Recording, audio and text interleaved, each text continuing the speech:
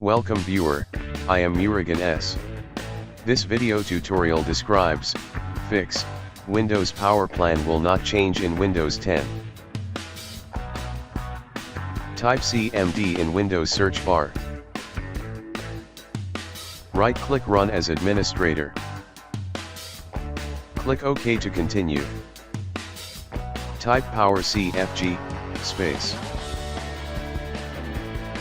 Minus, restore default scheme.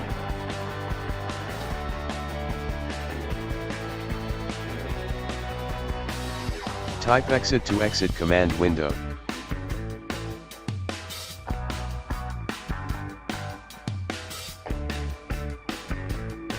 Type power options in Windows search bar. Click power and sleep settings. Click additional power settings.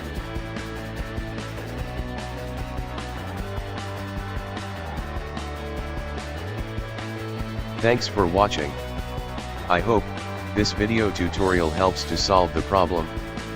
Please like, share and don't forget to subscribe my channel. See you next video.